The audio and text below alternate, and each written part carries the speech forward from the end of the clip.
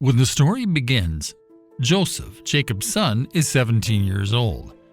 Jacob, his father, plays favorites and prefers Joseph over his brothers. This lays the groundwork for years of hatred. Genesis chapter 37 verse 4. All his brothers hated him and could not speak peacefully to him. Then Joseph had a dream in which his brothers and parents bowed down to him, and the text says his brothers hated him even more. So when his brothers see him approaching them in the field, they decide to slay him. Reuben saves Joseph from their clutches, and instead of slaying him, they sell him into slavery, and he ends up in Egypt. Potiphar buys Joseph as a slave, and God blesses him with success, allowing him to become the trusted manager of the entire house. Now Joseph had been taken down to Egypt. Potiphar, an Egyptian who was one of Pharaoh's officials, the captain of the guard, bought him from the Ishmaelites who had taken him there. The Lord was with Joseph so that he prospered, and he lived in the house of his Egyptian master. Genesis chapter 39 verses 1 and 2. Even though he was a slave, God was with him. Joseph's life exemplifies the sponge's lesson. When you fill a sponge with water and then apply pressure, water comes out. Joseph was so full of God's presence that evidence of his devotion to God oozed out when life squeezed him, and he rose to prominence. When his master saw that the Lord was with him, and that the Lord gave him success in everything he did. Genesis chapter 39 verse 3. Notice that Potiphar didn't see Joseph's good work ethic. He saw that the Lord was with him. That suggests Joseph didn't mind telling Potiphar about the Lord, because how else would Potiphar have known about him? Joseph found favor in his eyes and became his attendant. Potiphar put him in charge of his household, and he entrusted to his care everything he owned. From the time he put him in charge of his household and of all that he owned, the Lord blessed the household of the Egyptian because of Joseph. The blessing of the Lord was on everything Potiphar had, both in the house and in the field. Genesis chapter 39 verses 4 and 5. Because Joseph knew God was with him, he rose to the position of best employee in Potiphar's household. Joseph demonstrates how we should all act when working with and for non-Christians. We should be the most punctual, productive, trustworthy, and honest employees in our organizations. Knowing that God is with us should make us stand out. So Potiphar left everything he had in Joseph's care, with Joseph in charge. He did not concern himself with anything except the food he ate. Now Joseph was well built and handsome, and after a while, his master's wife took notice of Joseph and said, "Come to bed with me." Genesis chapter 39, verses 6 and 7. Joseph became so important to Potiphar's business that Potiphar essentially gave him the keys to his estate. For Joseph, things were starting to look up. But then Potiphar's wife got involved. She wanted to seduce Joseph because he was well built and attractive. Her advances were also not subtle. She got right to the point when she said, "Come to bed with me." But he refused. "With me in charge," he told her, "my master does not concern himself with anything in the house. Everything he owns, he has entrusted to my care. No one is greater in this house than I am. My master has withheld nothing from me except you, because you are his wife. How then could I do such a wicked thing and sin against God?" Genesis chapter 39 verses 8 and 9. Joseph responded wisely to Potiphar's wife's request. His reaction serves as a model for how we should resist sexual or other forms of temptation. First, he recognized that the consequences of sin would be disastrous. Potiphar had delegated authority over all of his possessions to Joseph. The allure of sensual lust acts like a magnet, attracting two sudden and fierce forces, an inner desire and an outer bait. Let's face it, if you live in the real world, you can't avoid the bait. In fact, even if you manage to isolate yourself from the outside world, your mind would not let you escape the outer lure. However, keep in mind that the bait contains no sin. The devil is in the details. You have been enticed when the lust of another tempts you to give in to your own lust to the point where your resistance weakens. You have succumbed to the allure of temptation. Joseph beautifully models the secret. He refused to give in. He persisted in his defiance. Sleeping with his master's wife would sever that trust and almost certainly result in harsh punishment. More importantly, he recognized that sin is defined as a massive evil against God. People who love God don't need to be told to avoid sin. They hate sin instinctively because they don't want to pierce the heart of the one who chose them and set his affection on them. And though she spoke to Joseph day after day, he refused to go to bed with her or even be with her. One day he went into the house to attend to his duties, and none of the household servants was inside. She caught him by his cloak and said, "Come to bed with me." But he left his cloak in her hand and ran out of the house. When she saw that he had left his cloak in her hand and had run out of the house, she called her household servants. "Look," she said to them, "this Hebrew has been brought to us to make sport of us. He came in here to sleep with me, but I screamed. When he heard me scream for help, he left his cloak beside me and ran out of the house." She kept his cloak beside her until his master came home. Then she told him this story. "That Hebrew slave you brought us came to me to make sport of me. But as soon as I screamed for help, he left his cloak beside me and ran out of the house." When his master heard the story his wife told him, saying, "This is how your slave treated me," he burned with anger. Joseph's master took him and put him in prison, the place where the king's prisoners were confined. But while Joseph was there in the prison, the Lord was with him. He showed him kindness and granted him favor in the eyes of the prison warden. Genesis chapter 39, verses 10 to 21. Unfortunately, Potiphar's wife was obstinate. She continued to speak with Joseph despite his rejection of her advances. Then when no one was looking, she grabbed his garment and said, "Sleep with me." By running, Joseph made the correct decision. However, he did leave his garment with her. As a result, Potiphar's wife flipped the script and made up a story about Joseph trying to force her to marry him. This put Joseph in an awkward situation. No one else witnessed the event. His garment and her possessions served as evidence. He was a foreigner, and most importantly, she was the boss's wife. The outcome was both predictable and unjust. Potiphar heard the story his wife told him, became enraged, and imprisoned Joseph. With greater success comes greater levels of trust, which in turn leads to more unguarded vulnerability. F.B. Meyer writes insightfully about the latter. "We may expect temptation in the days of prosperity and ease, rather than in those of privation and toil. Not on the glacier slopes of the Alps, but in the sunny plains of the Campania. Not when the youth is climbing arduously the steep ladder of fame, but when he has entered the golden portals. Not where men frown, but where they smile sweet, exquisite smiles of flattery.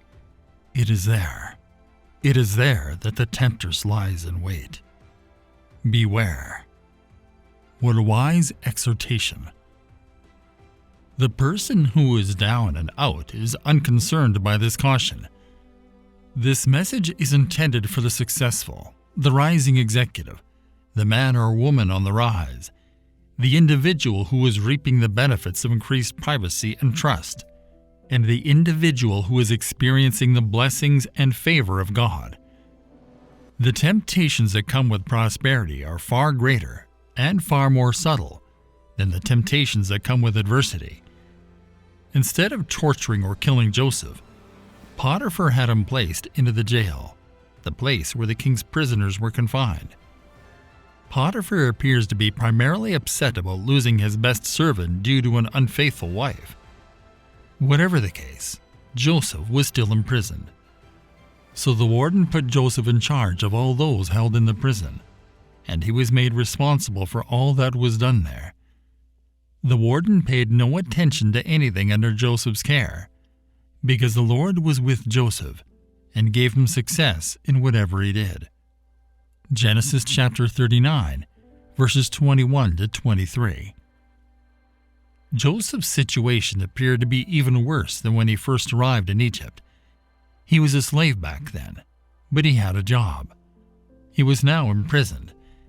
Despite this, the Lord was with Joseph in the midst of a terrible situation.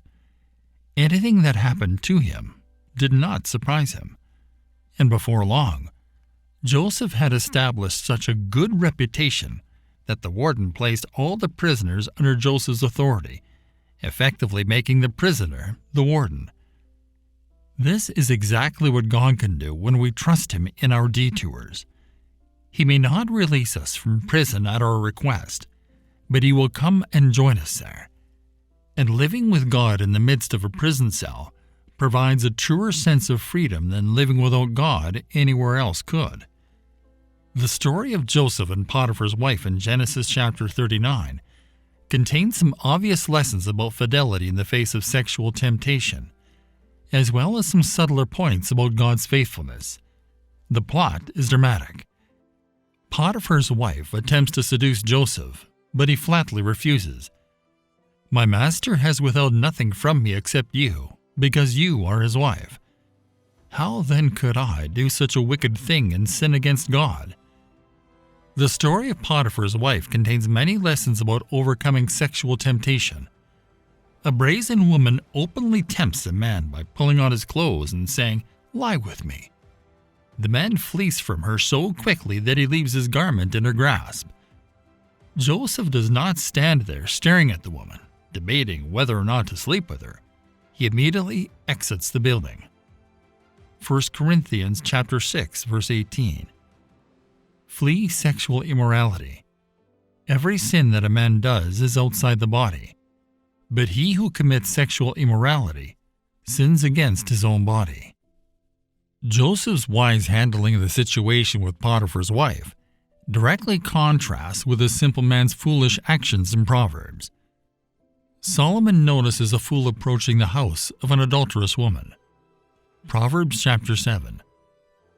For at the window of my house I looked through my lattice, and saw among the simple, I perceived among the youths, a young man devoid of understanding, passing along the street near her corner. And he took the path to her house, in the twilight, in the evening, in the black and dark night. And there a woman met him, with the attire of a harlot and a crafty heart. She was loud and rebellious. Her feet would not stay at home. At times she was outside, at times in the open square, lurking at every corner. So she caught him and kissed him. With an impudent face she said to him, I have peace offerings with me. Today I have paid my vows. So I came out to meet you, diligently to seek your face, and I have found you. I have spread my bed with tapestry, colored coverings of Egyptian linen. I have perfumed my bed with myrrh, aloes, and cinnamon. Come, let us take our fill of love until morning. Let us delight ourselves with love, for my husband is not at home. He has gone on a long journey. He has taken a bag of money with him, and will come home on the appointed day. With her enticing speech she caused him to yield. With her flattering lips she seduced him. Immediately he went after her, as an ox goes to the slaughter, or as a fool to the correction of the stocks, till an arrow struck his liver. As a bird hastens to the snare, he did not know it would cost his life. Now therefore listen to me, my children. Pay attention to the words of my mouth.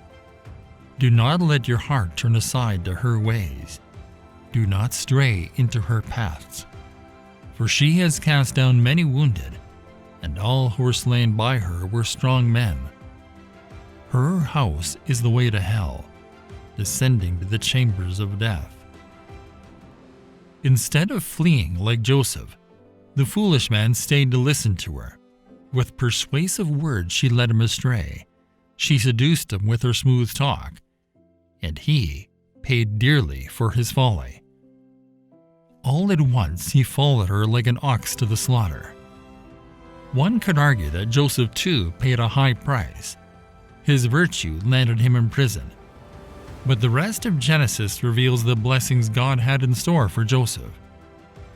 It's worth noting that Genesis chapter 39 says nothing about Joseph's feelings for Potiphar's wife.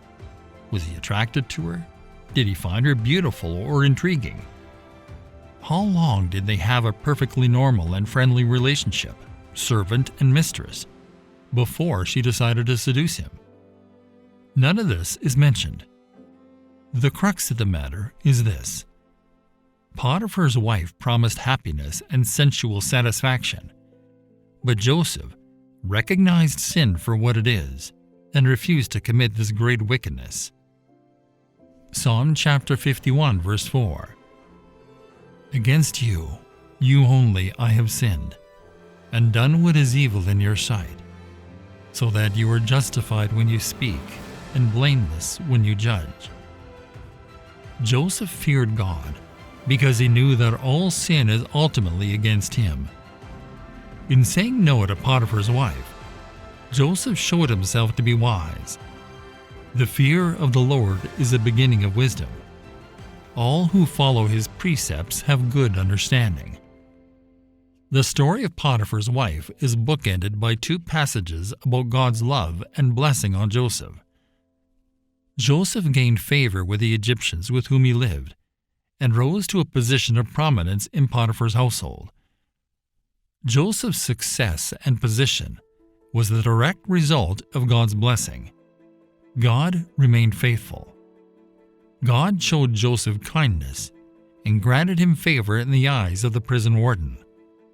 Soon, the prison keeper had placed Joseph in charge of the other inmates and trusted him so completely that he no longer paid attention to anything under Joseph's control.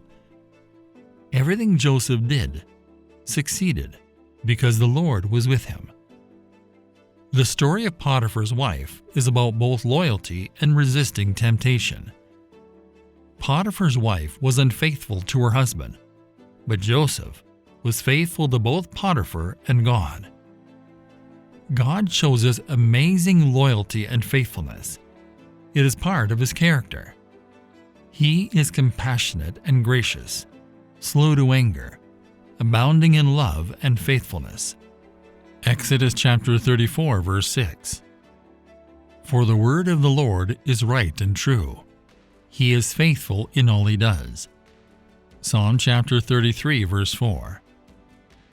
Joseph's desire to be faithful and loyal to Potiphar stemmed from God's faithfulness to him. Joseph was reflecting God's character, as the godly do. Whoever claims to live in him must live as Jesus did. 1 John chapter 2 verse 6. When Potiphar's wife incited her husband's jealousy and forced him to imprison Joseph unjustly, God was still present, comforting and blessing Joseph. This teaches us that even if we are treated unfairly in this life, God will never abandon his servants. Hebrews chapter 13 verse 5. Let your conduct be without covetousness. Be content with such things as you have, for he himself has said, I will never leave you nor forsake you.